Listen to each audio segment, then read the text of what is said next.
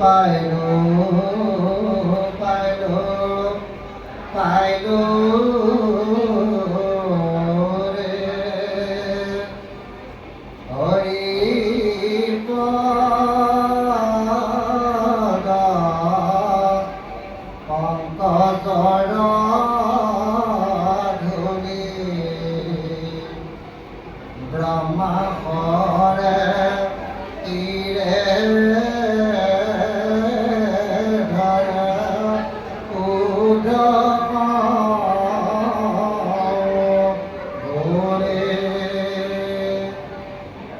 ইয়াৰে আমি ধুলা কৰু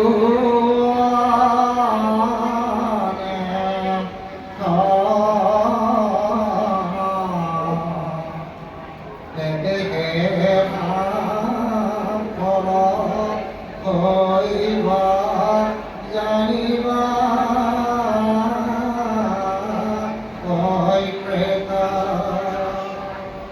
পৰম শ্ৰদ্ধাৰ শ্ৰীমন্ত শংকৰদেৱ এক প্ৰধান সমাজৰ পৰম শ্ৰদ্ধাৰ ইয়াৰ প্ৰতিক সম্পৰ্কে আয়োজন কৰা গ্ৰীষ্মকালীন জেৰদিনীয়া এই কৰ্মশালাৰ পৰম শ্ৰদ্ধাৰ উদ্যোক্তা বা সমস্ত প্ৰশিক্ষক মহোদয়সকল আৰু এই নামঘৰ প্ৰাংগণত উপবিষ্ট হোৱা সমস্ত বাপ বান্ধৱসকল প্ৰমুখ্য কৰি বিশিষ্ট অতিথিকে প্ৰমুখ্য কৰি কণ মইনা মইনী ভাও ভাৱৰীয়া গায়ন বায়ন কলাক কৰি সকলোলৈকে আমাৰ শ্ৰদ্ধাৰ মৰম প্ৰণিপাত সেৱা নিবেদন কৰিছোঁ। আচলতে মোৰ বেয়া লাগিছে, এটা কাৰণে বেয়া লাগিছে, যিমান এটা মনোৰঞ্জনৰ মাজত সোমাই থকাৰ পাছত আচলতে কথা কোৱাৰ অৱকাশ মই আছে বুলি ভবা নাই। এইকাৰণেই ভবা নাই, মহাপুৰুষ শংকৰদেৱ গুৰুজনাই এনেকুৱা এখিনি বস্তু আমাক দি থৈ গ'ল, তাৰ যথাৰ্থতে প্ৰয়োগ যিটো বস্তু প্ৰয়োগৰ আৱলীৰ এটা ৰূপ চলি থকাৰ পাছত কথাৰ ৰসঘৰা মৰাটো মোৰ বৰ প্ৰয়োজনবোধ নহয়। কিন্তু তথাপিতো মাতিছে যেতিয়া মাত্ৰ ফুল 2-4টা কথা কম, মই খুব বেছি 5-10 মিনিটতে সামৰি কথা নকওঁ। যিহেতু এতিয়া ইমান এটা সুন্দৰ পৰিস্থিতি হৈ আছে, এতিয়া কথাখিনি ক'বলৈ মোৰো ভাল লগা নাই। মই এটা ৰসত সোমাই আছিলোঁ। মই আচলতে প্ৰথমতে কওঁতে ভাল লাগিছিলে যে 9টামান বিশ্বৰ জগত দুআষাৰ কথা ক'বলৈ দিম। মই ভাবিছিলোঁ বোলো দুআষাৰ কথা ক'বলৈ পালে মোৰ ভাল লাগিব। কিন্তু এতিয়া এনেকুৱা এটা ব্যৱস্থাৰ মাজত সোমাই গ'লোঁ, সোমাই যোৱাৰ পাছত মোৰ কিন্তু কথাখিনি নোলোৱাহে হৈ গৈছে, মোৰ নোলায়। এটা কাৰণেই ভাল লাগিছে, যিসকলে এই গ্ৰীষ্মকালীন কৰ্মশালাটো ইমান এটা ডাঙৰ বিষয়বস্তু আয়োজন কৰিছে, যথাৰ্থতে তেখেতসকলৰ সাৰ্থক। আৰু এই যে মনোবৃত্তিটো মনলৈ আহিলে, এই ভগৱন্তৰ বস্তু এটা নিৰ্দিষ্ট পাইছে, কাৰণ এইবিলাক ভগৱন্তৰ বস্তু। যিদৰে সংখ্যানাটক গুৰুজনৰ গোটেই মূল বস্তুটো ৰচনা কৰা মূল বস্তুটো আছিলে লোকসংগ, লোকৰঞ্জন, লোকস্থিতি। এইকেইটা ডক্টৰ বাণীকান্ত দেৱে তেতিয়াই কৈছে। আৰু গুৰুজনাই গোটেই বিশ্বৰ গোটেই ৰসভৰাটো বুটলি আনি লোকৰঞ্জন, লোকস্থিতি কৰালে।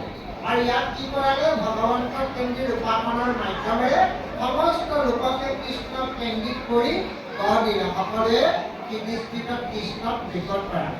আৰু কি হৈছে আমাৰ ভাওনা।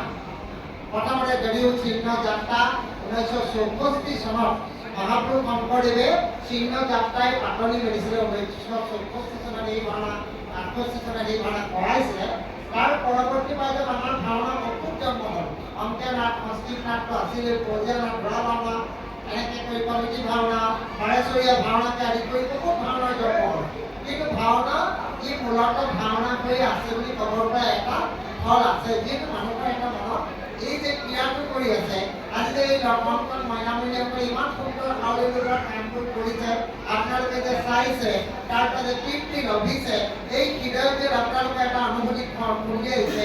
আৰু এই হৈছে আমাৰ গুৰুজনাই দি থোৱা বৈকুণ্ঠৰ ভাৱ। সংস্কৃত নাটক আছিল কেৱল মনোৰঞ্জন, তাত বৈকুণ্ঠৰ নাটক এটা নাছিল। আমাৰ শংকৰদেৱে দিয়া নাটখনত ধৰ্ম, অৰ্থ, কাম, মুখ্য চতুৰ্থৰি লগতে আৰু এই ভক্তি এটা পথ ঘোষণা কৰে, পাৰ্বতী পাঠৰ এটা নিৰ্ভৰ কৰি। সেইকাৰণে অনন্য অংকেটা এইবিলাকৰ লগত তাৰ লগত নিমিলে এতিয়া কথাটো হ'ল ইয়াত এখন ভাওনাত যিটো বস্তু নাই বিশ্বৰ ক'তো বিচাৰিব বুলি প্ৰথমতে লোকনাট্য সংগ্ৰহ যদি সংকলাত্মক ৰূপত আছিল যেতিয়ালৈ নাটবিলাকৰ সৃষ্টি হ'ল ইয়াত যিবিলাক গীত গালে যিবিলাক বাদ্য বজালে ই সম্পূৰ্ণ এটা মাৰ্গীয় ইয়াত এটা নিৰ্দিষ্ট ৰাষ্ট্ৰীয় পদ আছে ইয়াত মাৰ্গীয় দৰ্শন আছে এটা মাৰ্গ ইয়াত নিৰ্দিষ্ট পথ আছে তেনেকৈ পতা পথত নেকি ইয়াৰ ই পতাকে হ'ব ইয়াক আৰু বেলেগ কোনোবাই কৰিব নোৱাৰে এখন অলপত্ম বুলি কোৱাৰ লগে এইখন অলপত্মই হ'ব অলপত্মখন বেলেগ কৰিব নোৱাৰে বিভিন্ন চৰাইবিলাক গুণাটো আছে কাইলৈ নহ'ব পাৰে কাইলৈ কি বেলেগ হৈ যাব সেইকাৰণে ইয়াত নিৰ্দিষ্ট কোনো শাস্ত্ৰ নাই ইয়াত নিৰ্দিষ্ট শাস্ত্ৰ আছে ইয়াৰ ৰূপায়ণবিলাকৰ শাস্ত্ৰ আছে শৈলীবিলাকৰ শাস্ত্ৰ আছে এই শাস্ত্ৰত আধাৰিত সেইকাৰণে ভাওনা আমাক খুব লাগে আৰু আপোনালোকে যিবিলাক কংকন মইনামণিসকলক যে ইয়ালৈ পঠাইছে আপোনালোকক ধন্যবাদ জনাইছোঁ আপোনালোকে পঠাব এই কৰ্মশালাবিলাক আমাক লাগিব আৰু এই কৰ্মশালাবিলাক যদি নাথাকে আমাৰ অসমীয়া জাতি এতিয়া অস্তিত্ব বিপদাপন্ন ফালে গৈ আছে মানুহটো নাইকিয়া হ'লেই আগতে 10টা 12টা কমাই থকা ঘৰখনত এতিয়া এটা ল'ৰা বা এটা ছোৱালী আমাৰ ৰাজত্ব হৈ যায় তথাপিতো তাৰ মাজত পঢ়িবলৈ যোৱাৰ মাজত আমাক এইবিলাক লাগিব এতিয়া সাংস্কৃতিক মহাবিদ্যালয়বিলাকৰ জন্ম হ'ল ভাৰত চৰকাৰৰ বিভিন্ন ডিগ্ৰীৰ জন্ম হৈছে ডিব্ৰুগড় বিশ্ববিদ্যালয় পৰিৱেশৰ ডক্টৰ ভূপেন হাজৰিকা পৰিৱেশৰ পৰা আসন সৃষ্টি হ'ল 2খন 3খন মিউজিক সংগীত মহাবিদ্যালয় জন্ম হ'ল গোটেই কাঠানুবাদটো আমাৰ এই নামঘৰ কেন্দ্ৰিকৰ পৰা আমাৰ ধৰ্ম মতভেদীৰ পৰাই ওলাই গুচি যাব লাগিব সেইকাৰণে আপোনালোকে অন্ততঃ কণ্ঠত মইনামণিসকলক ৰেখাই নগৈ হ'লেও অন্ততঃ নৃত্য গীতৰ ওপৰত অকণমান চৰ্চা দিব গুৰুজনাই এই বস্তুটোৰ মাধ্যমেৰে আমাৰ গাঁৱত ইমান এটা বস্তু সৃষ্টি কৰিছিলে এতিয়া সত্ৰীয়া নাচবিলাকত বা পুখুৰী নাচবিলাকত কিন্তু মাটি আখৰাকে আদি কৰি আমাৰ এতিয়া প্ৰৱেশবিলাকৰ এতিয়া যিবিলাক নাচৰ যিবিলাক পূজাৰ যিটো তাৰতম্য বডি যিটো টাকচা এটা বডিৰ গঠন আছে সেইবোৰ ডাঙৰ ডাঙৰ থাকি নকওঁ ভাওনাৰ বিষয়ে কৈ একেদিনা অকণমান সময় শেষ কৰিব নোৱাৰি আংগিক কথাখিনি আছে মাসিক কথাখিনি আছে সাত্বিক সাহায্য সাত্বিকৰ 8টা ধৰ্ম আছে এখন নাট কৰিবলৈ আমাৰ ডক্টৰ সত্যেন্দ্ৰ শৰ্মাদেৱে কৈছিলে যে ৰুক্মিণী ঘৰত নাটখনৰ যদি পঞ্চ অৱস্থান আছে এখন নাটক পঞ্চ সন্ধিৰ কথা আছে এখন নাটকৰ 2টা চৰিত্ৰৰ কথা আছে এটা লোকচৰিত্ৰ এটা শাস্ত্ৰীয় মাৰ্গীয় চৰিত্ৰ এখন নাটকৰ 2টা চৰিত্ৰ সোমাই থাকে এতিয়া ইয়াত 2টা চৰিত্ৰ সোমাইছে মই দেখিছোঁ প্ৰথমতে যেজন প্ৰৱেশ কৰিছিলে ৰাণীজনী সত্যমণি প্ৰৱেশ পাইছিলে সত্যমণি খুচটো এনেকৈ মাৰিছে এনেকৈ প্ৰৱেশ পাইছে এইটো লোকধৰ্মী এনেকৈ খুচটো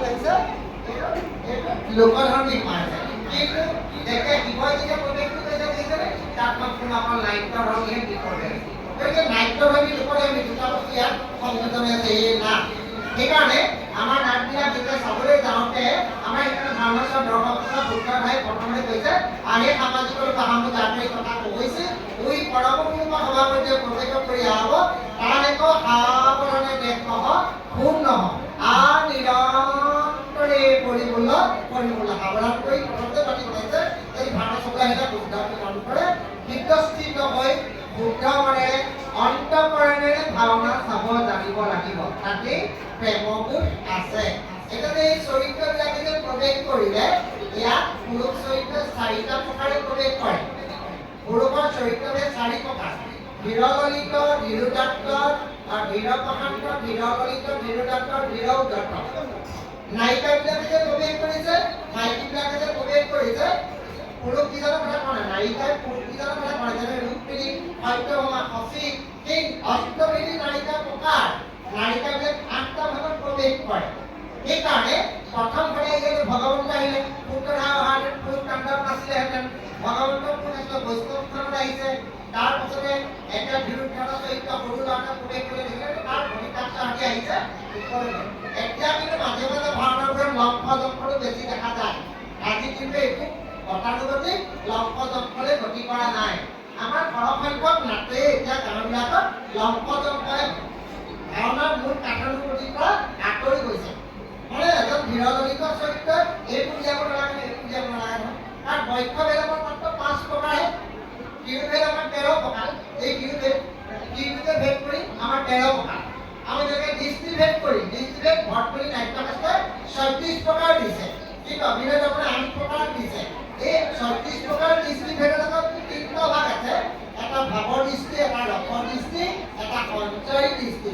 কেতিয়া ক'ত কোনবিলাক দৃষ্টি ভেদ কৰিব লাগিব সেইটো এজন নাট্যকাৰ, এজন আমাৰ পৰিচালক আৰু এজন অভিনেতাই পুংখানুপুংখ জানিব লাগিব। হস্তখন য'তে ত'তে প্ৰয়োগ নহয়, এইখন হস্ত য'তে ত'তে প্ৰয়োগ নহয়, এইখন হস্ত য'তে ত'তে প্ৰয়োগ নহয়। ইয়াত দিলে কি হ'ব, ইয়াত পাৰিলে কি হ'ব, ইয়ালৈ আহিলে কি হ'ব, ইয়ালৈ আহিলে কি হ'ব, আনফালে বেলেগ বেলেগ হ'ব। আৰু পদ্ম হস্তটো যদি এইখন ইয়াত বেলেগ হ'ব, ইয়ালৈ গ'লে তাত বেলেগ হ'ব। মানে নাভিখন অংশমান হাত ধোৱাহে তাত নহ'লে হস্ত প্ৰয়োগ নহয়। নাভি অংশ যদি হস্ত এইখন কৰিব, ইয়াৰ ৰূপটো বেলেগ হ'ব, ইয়াত অকণমান বুক অংশ আহিলে বেলেগ হ'ব। কাৰণ আমাৰ স্থানে স্থানে দেহবিলাকত আমাৰ প্ৰথমতে মাৰ্ক দুটা, প্ৰথমতে এখন আসন, এইটো মূৰ্তি। তাৰপিছত আমাৰ দেহটো 4টা অংশ, ভাগৱতে আমাৰ দেহটো 12টা অংশ কৰি দেখালে। গতিকে আমি স্থান ভেদবিলাক আমি লক্ষ্য কৰিব লাগিব। আজি মোৰ এটা ভাল লাগিছে, এই যে গীতেশ্বৰী, আমাৰ গীতেশ্বৰ আমি একেলগে বহুত ঠাইত আমি নাচৰ বিষয়ে আলোচনা কৰিছোঁ। সত্ৰীয়া, চাৰি নাচ, জ্যোতি নাচ, সেইবিলাকৰ ওপৰত আলোচনা কৰিছোঁ। পুতলা নাচৰ ওপৰত আলোচনা কৰিছোঁ, ৰাগৰ বিষয়ে আলোচনা কৰিছোঁ, ভাওনাবিলাকৰ ওপৰত আলোচনা কৰিছোঁ। কিন্তু মোৰ এটা কথা ভাল লাগিছে যে চৰিত্ৰবিলাকে ইয়াতে স্থানটো লৈ প্ৰথম স্থিতি কৰিছে। এতিয়া আমাৰ ভাওনাবিলাকলৈ যাবচোন, আপোনালোকে দেখিব একেবাৰে ভাওনাৰ আন এখন জানিবলৈ পায় কি নাপায়, চৰিত্ৰটোকে একেবাৰে গৈ একেবাৰে মাজবাট ইয়াত পালেগৈ। কিন্তু আমাৰ কোনো ভাওনাৰ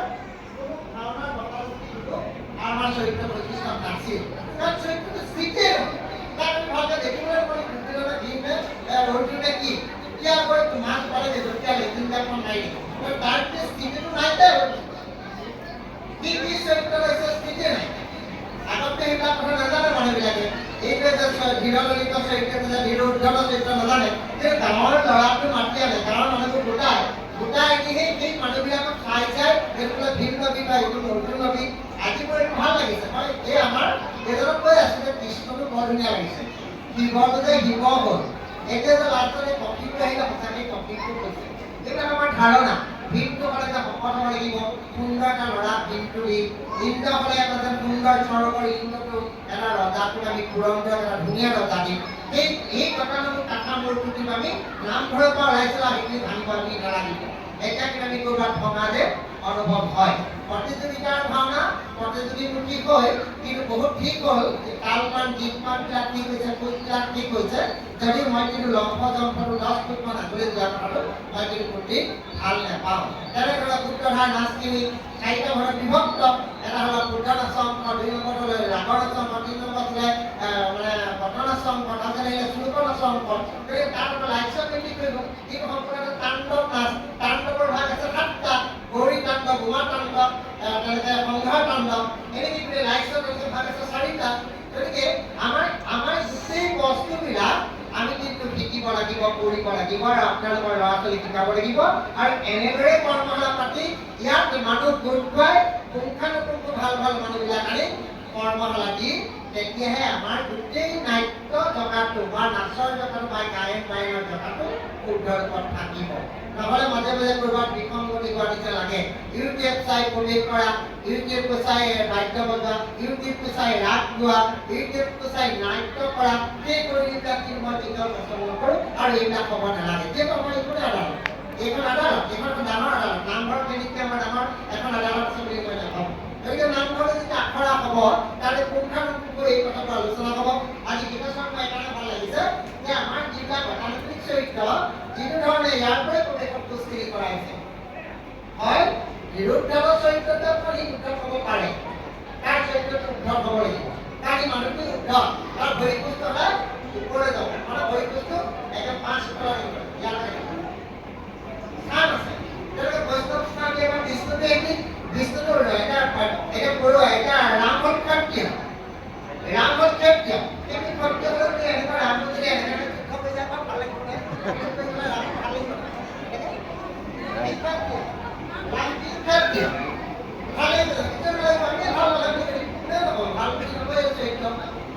আমাৰ গোটেই নামবিলাকৰ জগাটো আমাৰ শিৰোভেদ, বৈষ্ণৱেদ, কপালভেদ, চাৰাউৰি, ভুকুটিভেদ, সুতেৰে কথা ক'ব, জাতেৰে কথা ক'ব, শাস্ত্ৰৰ কথা ক'ব, বৰ্গীয় কথা ক'ব, উপমান ক্লাছ বিবাহ সঞ্চালনৰ ৰীতি 12টা, এইবিলাকে কথা ক'ব। গতিকে নাটৰ গোটেই জগাটো নাট খেলৰ লগত কথা আছে, নাট নিৰ্বাচনৰ কথা আছে, নাটৰ কথা 5টা সন্ধি আছে নে নাই সেই কথাটো আছে। নাটটো 5টা ৰীতিত নাটখনে গতি কৰি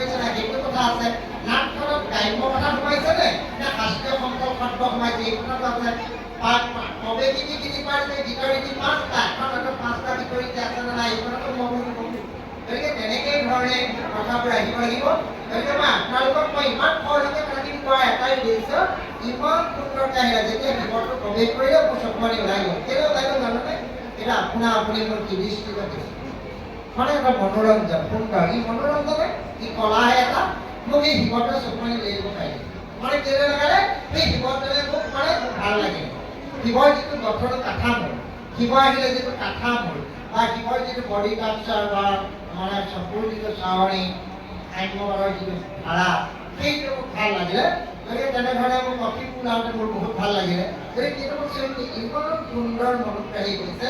এইবিলাক ল'ৰাটোৱে আপোনালোকে ভাওনা কৰা আঁতৰৰ পৰা 10খনমান ভাওনা পাতি বিচাৰি মাতিনাতে আপোনালোকে ইয়াতে এনেকুৱা ল'ৰা ছোৱালীবিলাকক লৈ এনেদৰে উদ্যোগ কৰি আপোনালোকে যাতে পৰৱৰ্তীটো যে কৰে আৰু আপোনালোকৰ ল'ৰা ছোৱালীবিলাকক যাতে ইয়ালৈ আনে, এই নাচ গীত বাদ্যবিলাক যাতে ভালকৈ শিকায়, এই এটা উদ্যোগলৈ পৰ্যবসী দেখোন।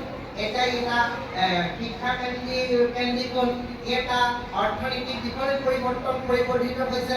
এই ভাওনাৰ পৰা চব পোৱা যায়। আমাৰ তাত ভাওনা কৰি 10 টকা অনুদান দিয়ে, এতিয়াতো সেইটো যুগ নাই। আজিকালি ভাওনাটো গাবলৈ গ'লে 1000 টকা তুলনি, এইটো পইচাও পায় নহয় জানো? আমাৰ এতিয়া বাহিৰৰ বাজেটবিলাক মাতি আনিলে আমি 2000 টকা 3000 টকা দিবই লাগিব।